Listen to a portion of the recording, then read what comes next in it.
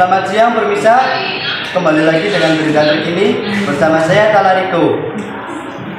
Saya akan menyampaikan berita hari ini yaitu tentang sejarah Candi Bogang.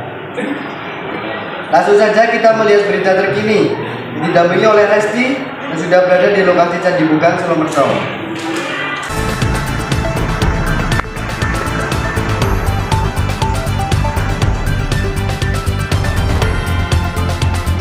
Selamat siang pemirsa, dengan saya Resti Indayani. Saya sekarang sudah berada di lokasi Candi Bogang. Jadi hari ini saya akan mengajak kalian semua untuk melakukan penelitian tentang sejarah Candi Bogang. Jadi hari ini saya sudah berada di lokasi ini dan saya mau mengunjungi selaku pengurus Candi Bogang. Situs Candi Bogang merupakan arca Buddha yang terletak di tepi Jalan Banyumas kilometer 5,5 masuk wilayah Kelurahan Solomerto, Kecamatan Solomerto, Kabupaten Wonosobo, Provinsi Jawa Tengah. Penemuan berawal dari temuan kepala arca Buddha pada 1982. Situs ditemukan seorang pekerja bangunan yang akan membangun pondasi.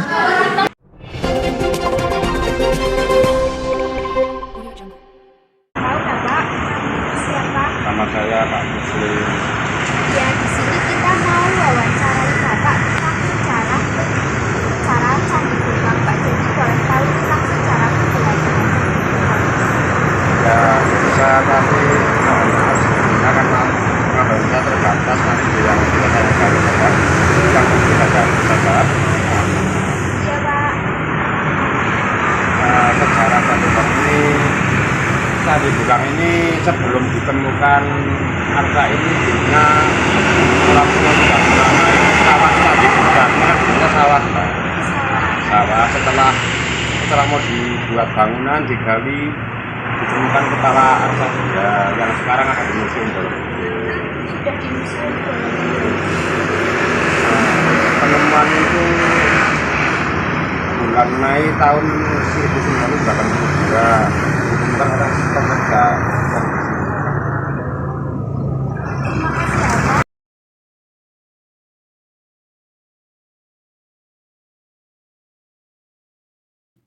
Nama Candi Bogang sendiri diambil dari nama daerah di mana arca tersebut ditemukan. Kedua arca yang ada di Candi Bogang kini kondisinya tanpa kepala dan tangan. Dua bagian tubuh tersebut telah dipindahkan ke Museum Karma Wibangga di kawasan Stadpu Mandala, Borobudur karena faktor keamanan.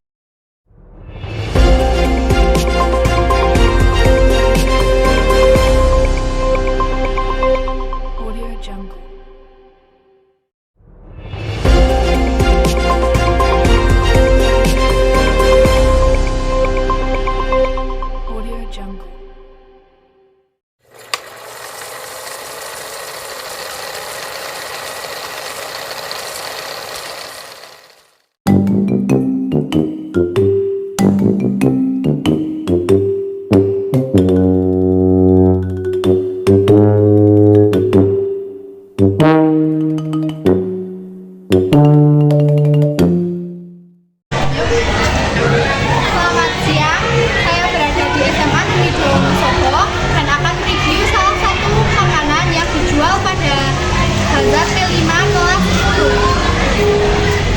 Saat ini saya sedang bersama Mbak Aistin yang akan kita wawancarai mengenai bagaimana proses proyek di Bazar P5 kelas 10 ini.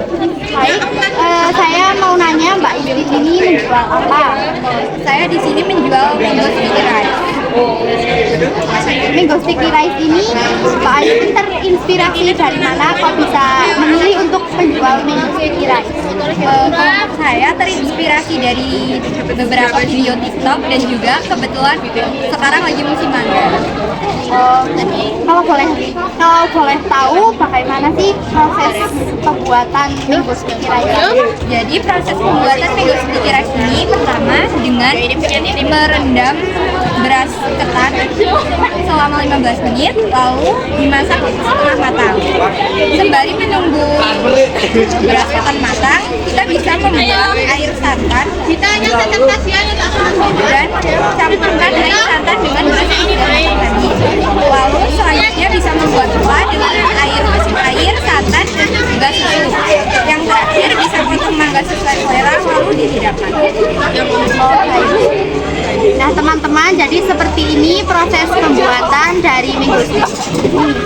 Yang terakhir saya mau nanya bagaimana perasaan Mbak Itin pas saat membuka stand ini di Bazar kelima. Perasaan saya cukup senang tapi banyak capeknya sih, terus juga nambah pelajaran dan juga nambah pengalaman juga. Terima kasih. Sama.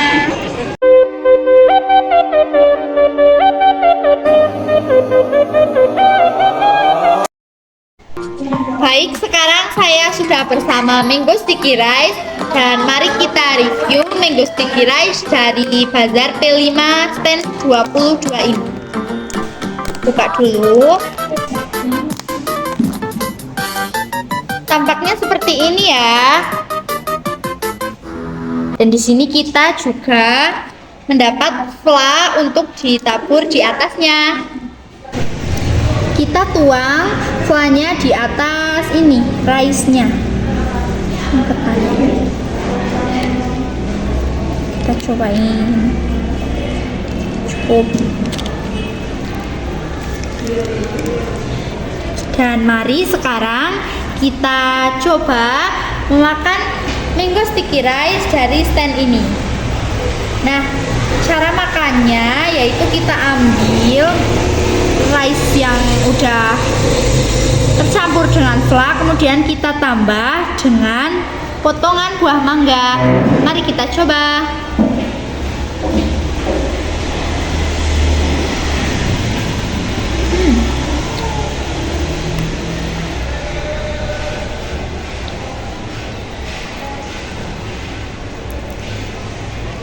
Saya dengan harga 6.000 ini sudah sangat worth it.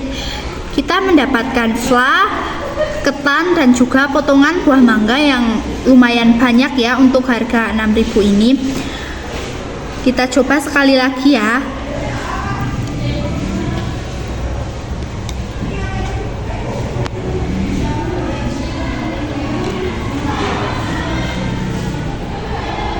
Sekian dari saya mengenai review makanan yang dijual di Bazar P5 kelas 10 di SMA Negeri 2 Wonosobo. Terima kasih.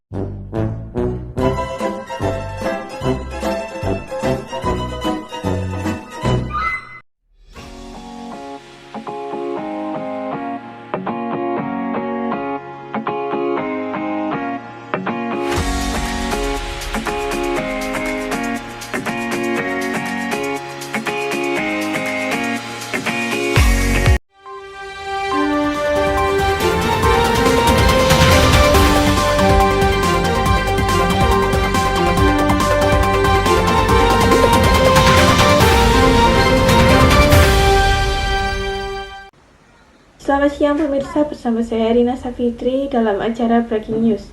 Siang ini kami akan mengajak kalian kulineran dalam segmen kulineran yuk.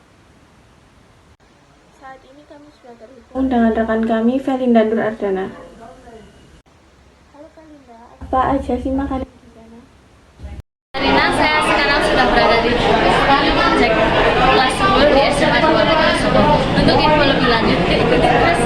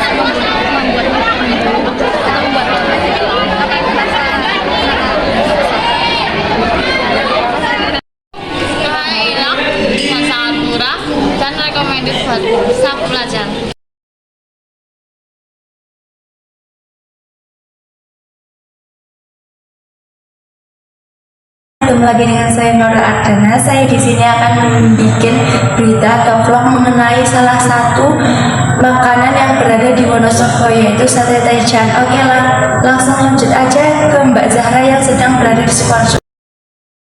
Jadi sekarang saya berada di Taichan Bentul di Sidojoyo, yang dimana ini adalah warung sate Taichan yang salah satunya ada di Wonosobo. Mari kita masuk ke dalam. Sate Taichan Bentul di sini memang tidak memiliki tempat dan parkiran yang luas karena tempatnya yang kurang strategis, yaitu masuk ke dalam gang. Namun mereka memiliki tempat yang nyaman dan bersih. Tempat ini memiliki konsep sederhana seperti rumah makan pada zaman dahulu. Beberapa menu yang saya pesan di sate Taichan Bentul, yang pertama ada menu paket yang isinya mie Aceh, telur, dan sate Taichan 5. Yang kedua saya memesan paket sate Taichan dan ketupat. Sate Taichan berisi 10 dan ketupat. Sekarang saya bersama salah satu founder dari Taichan Bentul. Namanya siapa, Mas? Halo, saya Cesar Putro Hartono. Saya salah satu founder dari Sate Taichan. Mau tanya nih, Mas, kira-kira berapa lama Sate Taichan Bentul ini sudah ada? Sate Taichan Bentul itu sudah dari Agustus 2017. Jadi sejarahnya singkat ya. Sejarahnya singkat, waktu itu tahun 2000, sebelum 2017 itu lagi happeningnya Sate Taichan Bentul, Sate Taichan di Jakarta, Senayan gitu-gitu. Akhirnya aku yang lagi sering kulineran sama teman-teman, terus ke Semarang, ke Jogja, nyobain kok di Wonosobo belum ada. Kebetulan Sate Taichan Bentul ini Sate Taichan pertama di Wonosobo dari tahun 2017 gitu sampai sekarang. Kok kepikiran, Mas?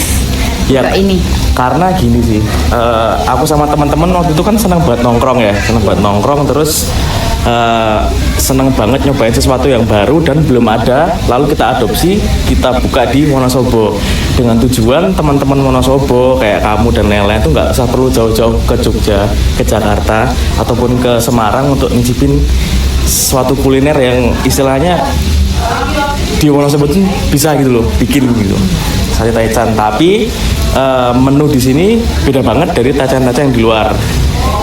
Taichan itu kan awalnya itu kan dibakar ya, terkenalnya memang aslinya itu dibakar. Cuma setelah sekian bulan, awal 2017 aku, adikku sama ibuku akhirnya bikin satu resep yang akhirnya sate itu digoreng sampai sekarang, dan ciri khasnya di sambelnya gitu. Terus bisa dijelasin nggak, Mas, apa itu Sate Taichan? Aduh, Sate Taichan tuh apa ya? Sebetulnya Taichan tuh kalau aku ya, itu adalah kuliner yang happening pada zamannya. Mungkin ambil contoh kayak cappuccino cap cincau happening pada zamannya, terus es kepal Milo. Oke, berarti sudah lama ya, Mas, Sate Taichan Bentul ini ada sekitar 7 tahunan. Ya, betul. Gimana sih cara Masnya masarin kok sampai kita jadi tahu dan arahin ke sini? Soalnya kan ini jalannya masuk-masuk gang gitu ya. Awal sih mungkin dari circle teman-teman dulu ya, kayak aku kebetulan aktif di entertain anak-anak band, tak suruh ngikutin dulu dari mulut ke mulut, marketing mulut ke mulut, ke nomor satu. Terus kedua, dulu belum ada influencer, food blogger, dulu belum ada KOL buat mengarah opini untuk orang-orang makan Taichan. Akhirnya aku manfaatkan follower Instagramku yang itu tahun 2017 8.000 followers. Akhirnya aku inisiatif sendiri bikin konten, fokusnya ke sosial media, iklan Google, iklan di sosial media, terus iklan di Instagram dan lain-lain. Akhirnya sampai sekarang kita jaga konsistensi untuk aktif di sosial media untuk marketingnya kita sendiri. Gitu. Terima kasih ya, Mas. Sama-sama. Atas pengetahuannya tentang Sate Taichan Bentul. Siap. Terima kasih. Ya.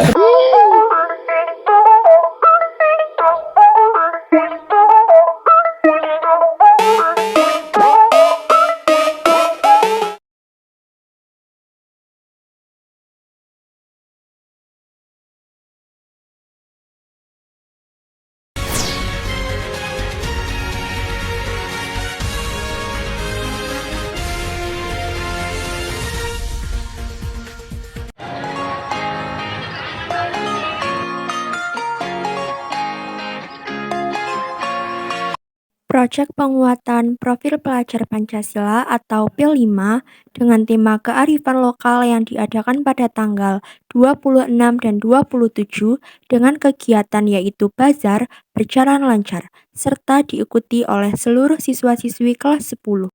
Siang saya berada di SMA Negeri 2 Wonosobo yang saat ini sedang mengadakan bazar P5. Di sini saya akan mewawancarai salah satu peserta bazar, yaitu namanya siapa? Cindy Juliana dari kelas 10I. Ya. Gimana sih perasaan Anda saat tahu mau diadakan bazar? Excited sekali, terus kayak jadi repot sih, tapi suka. Terus tema bazarnya itu apa? Temanya kearifan lokal SMA Negeri 2. Kira-kira butuh persiapan berapa lama untuk menyiapkan semua ini? 3 hari udah cukup sih. 3 hari. Terus ada produk makanan apa aja yang dijual di stand? Produknya ada mie ongklok, onde-onde, sama sostel. Beli ya.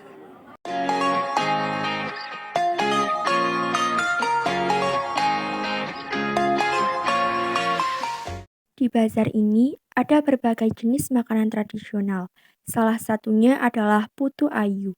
Kami berkesempatan untuk mencoba makanan tradisional tersebut.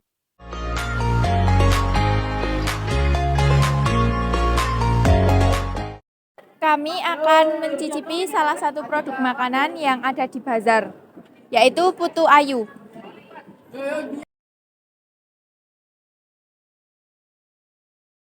Gimana dengan rasanya?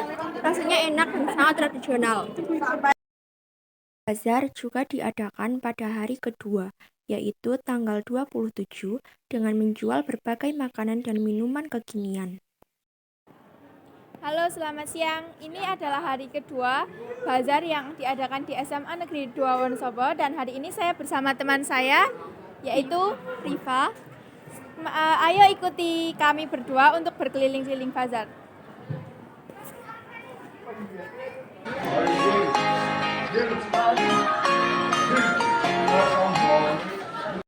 Saat ini saya sudah bersama dengan salah satu guru di SMA Negeri 2 Wonosobo. Nah Pak, butuh persiapan apa saja untuk P5 kali ini?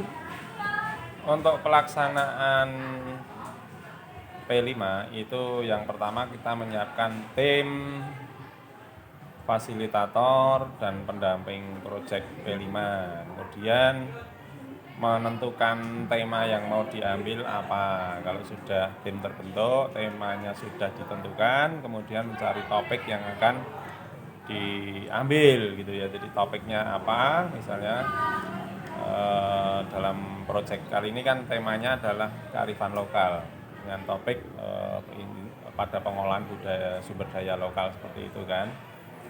Nah, kemudian setelah itu kita cari waktu yang tepat, menentukan alokasi waktunya kapan, durasi proyek P5 selama berapa hari mau dilakukan, seperti itu persiapan-persiapannya. Ya, kemudian apa tanggapan Bapak tentang P5 dengan tema kali ini? Tanggapan saya tentang P5 pada kearifan lokal, tema kearifan lokal ini cukup bagus ya, artinya anak-anak cukup antusias, mereka mulai mengenal tentang budaya lokal, tentang unsur-unsur kearifan itu apa saja, bukan hanya sebatas budaya atau seni, tetapi juga terkait dengan sumber daya alam dan pengetahuan lokal yang nantinya bisa berguna bagi kehidupan masyarakat sekitar begitu. Kemudian tujuan diadakannya bazar saat P5 itu apa Pak? Tujuan diadakan bazar yang pertama untuk mengolah, menumbuh kembangkan jiwa kewirausahaan, jiwa bisnis, kemudian kreativitas, kerjasama, dan lain sebagainya. Peserta P5 mengaku dengan adanya bazar mereka dapat belajar tentang budaya lokal dan pengolahan sumber daya alam yang ada. Sekian vlog wawancara dari kami, sampai jumpa di vlog berikutnya. Terima kasih.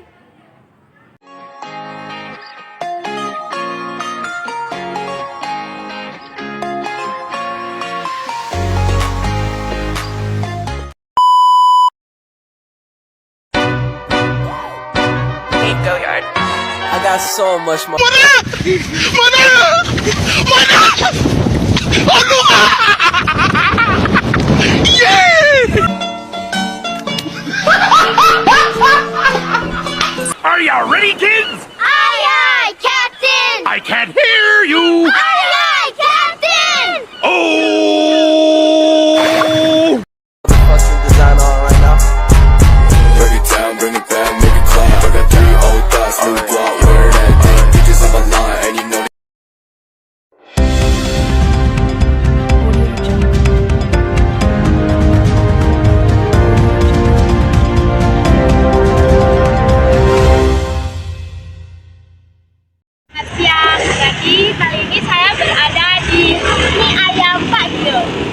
berlokasi di Jalan Raya Malioboro.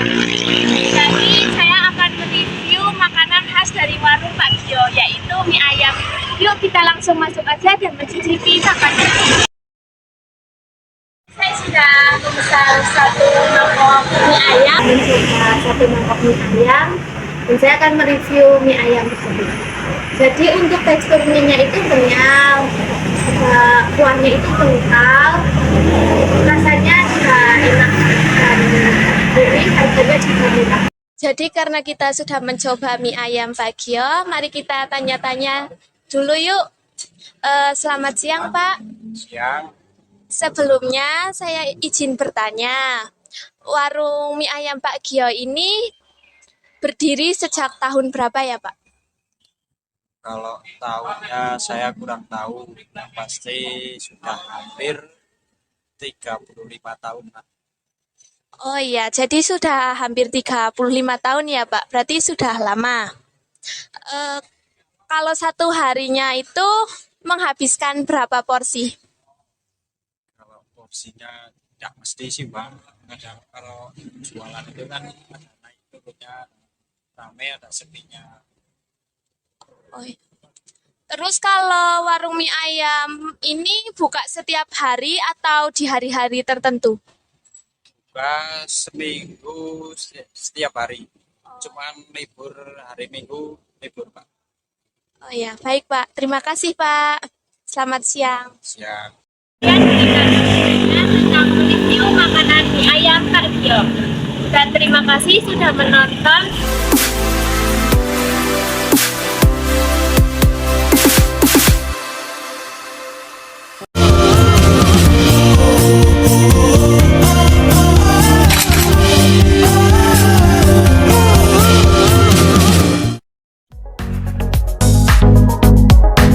Mie meriah, salah satu kuliner yang banyak digemari oleh masyarakat Wonosobo, khususnya bagi para pelajar. Selain karena harganya yang terjangkau, kuliner yang terletak di Kroya, Desa Pelobangan ini memiliki aneka menu dengan rasa yang lezat dan autentik. Nah, saya sudah berada di Mie Gledek yang berada di Kroya Permai. Ayo kita ke dalam.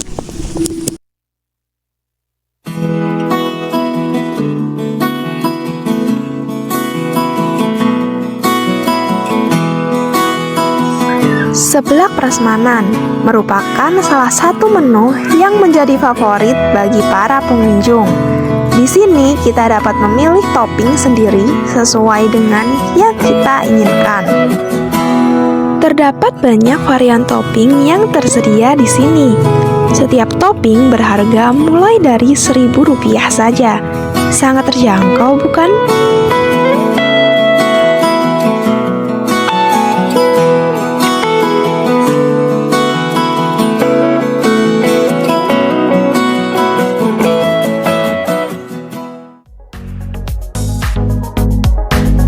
Terdapat berbagai menu lain yang tersedia di Mie Meriah. Salah satu yang cukup terkenal yaitu mie gledek. Selain itu, juga tersedia aneka camilan dan minuman.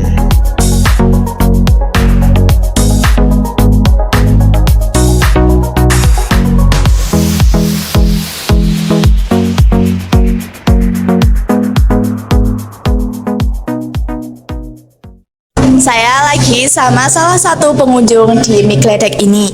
Kita akan mencoba tanya-tanya nih ya. Mbak, gimana nih rasanya mie gledek? Oh, ini saya lagi pesen seblak. Rasanya tuh ya enak. Terus tempatnya juga enak, suasananya nyaman.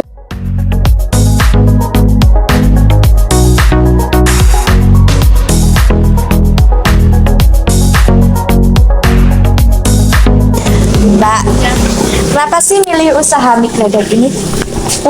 Awalnya tuh nggak kepikiran, malah niat awalnya tuh mau mie ayam, terus ini tuh kayak menu sampingan gitu loh.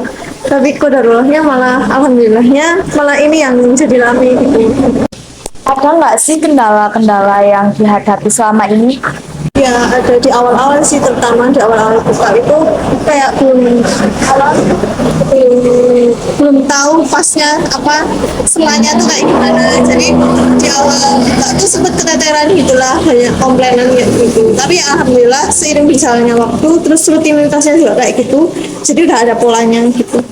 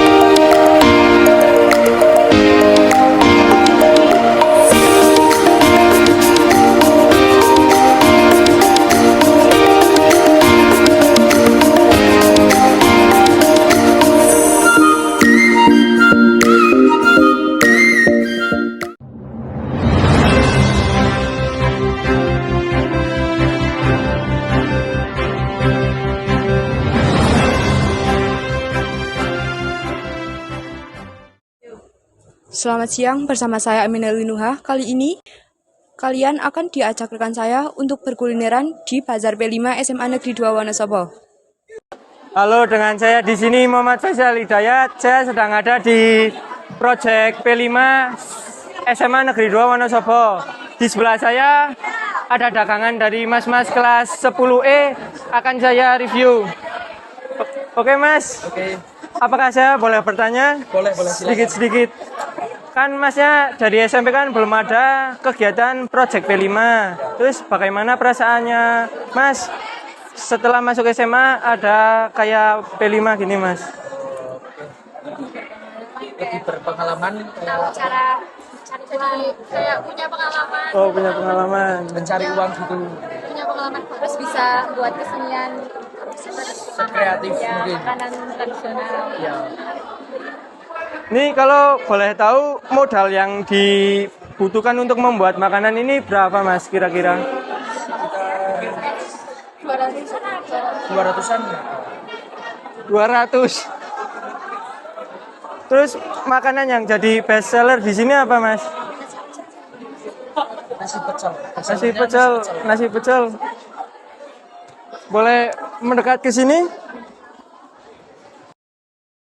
Nah, bisa kita lihat isi dari nasi pecel di sini terdiri dari sayur bayam, kecambah, kacang panjang, mentimun, telur, lontong, dan peyek udang. Saya boleh mencoba satu? Boleh. Nah, terima kasih mas. Sama-sama, terima kasih juga. Nanti kita review di kelas, oke? Nah, sekarang saya sudah ada di depan kelas. Saya akan mereview lotek yang tadi saya beli di mas-mas kelas 10E. Makan cuy. Nih, jadi tampilan makanannya seperti ini. Pertama-tama kita campur. Ini menurut saya sendoknya agak leto ya. Kita coba dulu lontongnya.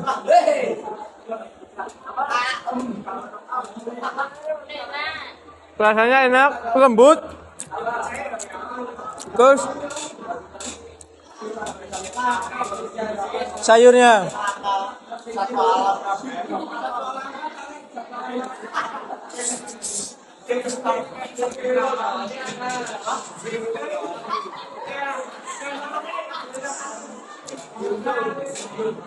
tadi di sini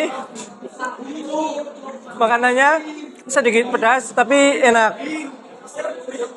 Terus yang ketiga ada telur, kita makan.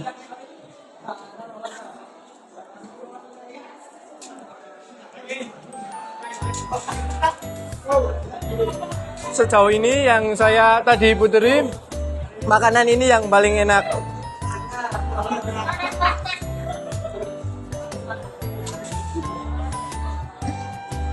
Makan lagi. Ini buat penonton yang mau nih.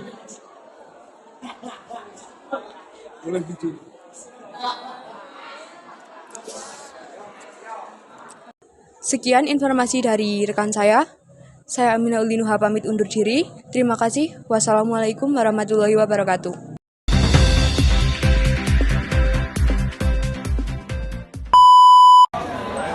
Ini sendoknya Kak Leto ya.